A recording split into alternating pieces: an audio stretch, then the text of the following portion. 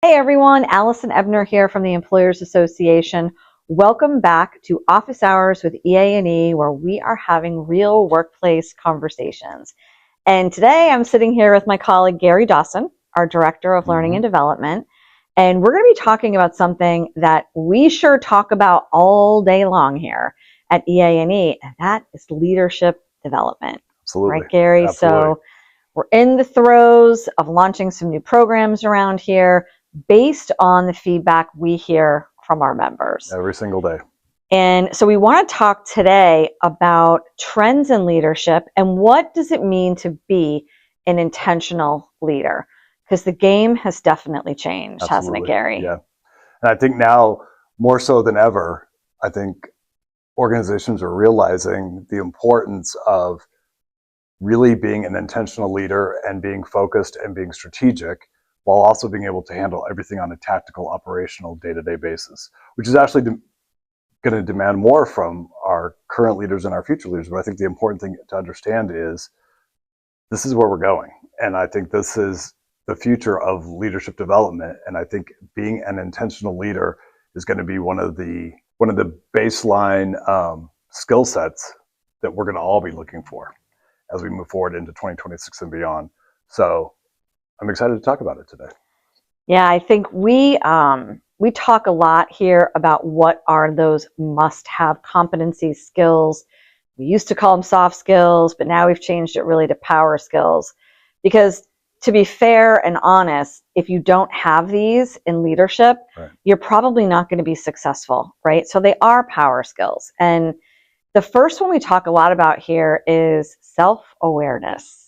So it's a buzzy phrase. It is. But tell us what that really means in leadership. So really, self-awareness is emotional intelligence. That's what it is at the base.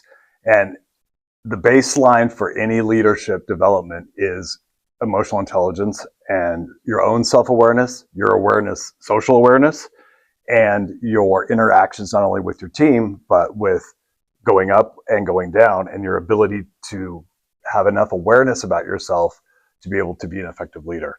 So really here at EANE, I constantly recommend to our members that it's so important that we do our DISC training and that we do emotional intelligence training. That's like, if you're looking at it as a house, that's really the foundation. That's the first level that we really need to establish with any of our current or future leaders. Yeah, and I think it also helps people understand that they've got to focus not on what they're thinking or right, what they believe, but on the person they're engaged with. And if you're managing multiple people, which a lot of people are, if you've got a team of 5, you've got 5 different personalities, and you really have to park yourself in the back, right? Yeah. And say, I need to listen more, right? I need to be more self-aware about myself, but I also need to care more about what those 5 people are thinking so I can understand them. That really is at the core, I think, of what we're talking about. No, I absolutely agree. And I think empathy plays a big role in that too. Right. So I think as much as we're going to be hearing more and more about emotional intelligence as kind of a baseline, and if you talk to leaders, that's what they try to look for. I mean, that's something that they're looking for when they're, elevating somebody internally, or they're looking outside to bring in a new leader, is that. And I think to your point, you do have to kind of be in the back or stand in the middle, and your ability to pivot and adapt to each one of those different styles of the people on your team is critical, so that you can have those clear communication and that they can feel like they are engaged with you, right, and have that level of trust and rapport. Yeah, trust is big, right? We talked this week internally here about building your trust bank, right? And it takes a lot of work to have more trust cash in the bank, if you will. It goes out faster than it comes in. Absolutely. Right? Just like real life money. Yeah. So it's really important to have that self-awareness. We meet a lot of new leaders too that come in for training. And I think their idea of leadership is just firefighting sometimes, right? But we're really needing to teach leaders today, especially new leaders, that it's a heck of a lot easier to firefight if you're proactively thinking too. Right. Talk about that a little bit. So I think this actually speaks to being strategic. And I think to your point, we're all guilty of it, right? You get caught up in the day-to-day, in the trenches, because you're just trying to put out fires and move on, keep moving.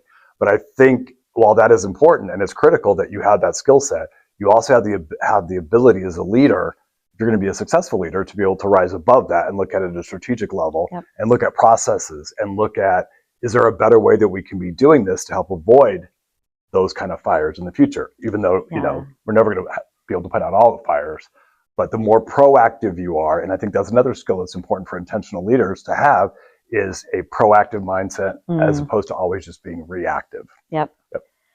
And I think part of that proactive attitude is that continuous development of our teams. Right. It doesn't necessarily mean you're going to training every week, but it does mean that in the roles, people need to understand and learn more about what's being asked of them and the why behind it. So can you talk a little bit about the continuous development process and what that looks like? Yeah, I think you're never going to stop learning, right? And I think even though that's a cliche buzzword, it's true. And I think, being a leader, even at this stage of the game, for myself, I'm still learning every single day. I learn constantly from my team. They constantly make me aware of areas that I need to work on, but I also think it's really important that you're constantly listening to them, because they're the ones doing it every single day. And that should be able to hopefully spur the ideas of constant learning and development. And there's always something new to learn, even though we may think, 30 plus years, 20 plus years into the game, I'm good, I've got it all. That's just the time that the game changes. And right now, I think we're definitely in a game changing atmosphere, but I think it's going to continue. So I think as leaders, it's imperative that we also keep learning and not just focus on the development of our teams. Because I think, linking longevity in a leadership role to automatic success or the end of learning, or I know everything, right? That's so dangerous today, because let's face it, everything has changed. The world has changed. How we're leading has changed. How we run our businesses is changing, and it's changing all the time. Right. So we're never at a point where we can stop. No. We don't know everything, and we need to keep developing our people. And your ability to pivot and adapt.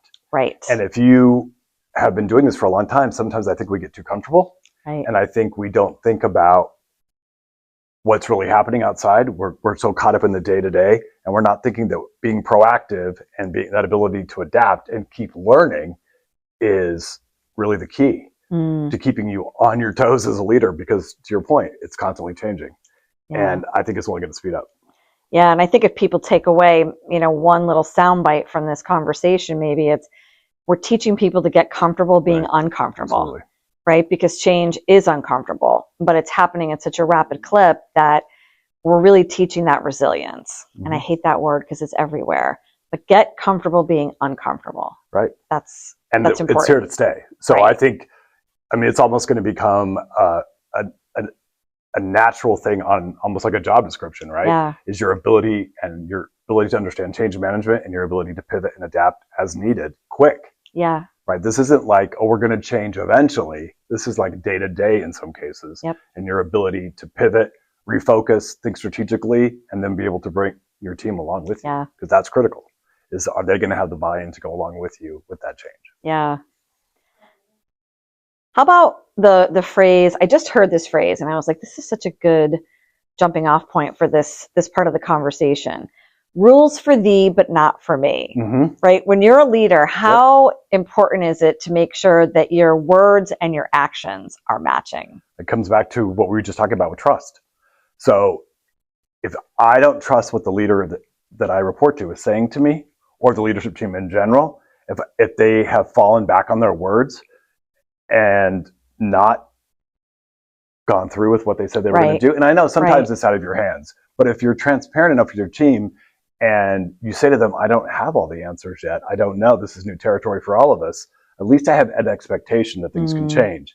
But if I'm a leader who just barks orders and consistently thinks that what I say is going to make it work, then we're just in this vicious cycle that's never going to change. Yeah. And I think as a leader, it speaks to being intentional, right? Yep. You have to be intentional in your communication with your team. Are you going to be perfect? Heck no. But you're going to constantly improve if that's your mindset, is improvement. Yeah, sure. And it has to be authentic too, right? Oh, absolutely.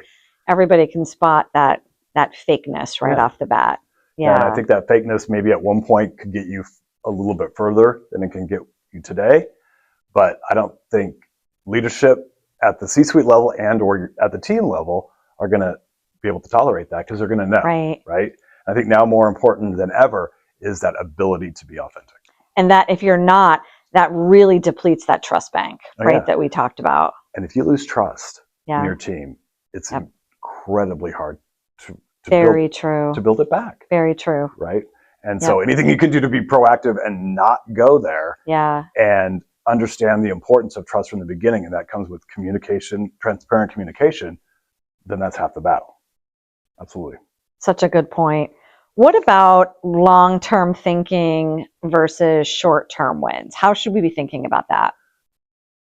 I think it goes back to being tactical and doing the everyday stuff and putting out the fires. That's absolutely a part of your job. And those are short-term wins. And I think you need to celebrate those as you and your team accomplish crazy days, because we all know what those are like. But I think one of the things that we focused on in our leadership program is being more strategic and teaching, especially new and emerging leaders, and maybe leaders that are newer in terms of tenure to the game, is the importance of thinking long-term, thinking strategic, thinking proactively, and how is this going to play out long-term? Even though things are changing very quick, right? And we all know that. I still think it's your ability to be able to have that 20,000 foot view and to be able to understand what that means and look not only at your team, but the interactions between all the teams in the organization. Right. So we covered a lot. Yeah, we did. And certainly you gave us a lot to think about in terms of how to build intentional leaders. So thanks, Gary. Thank you.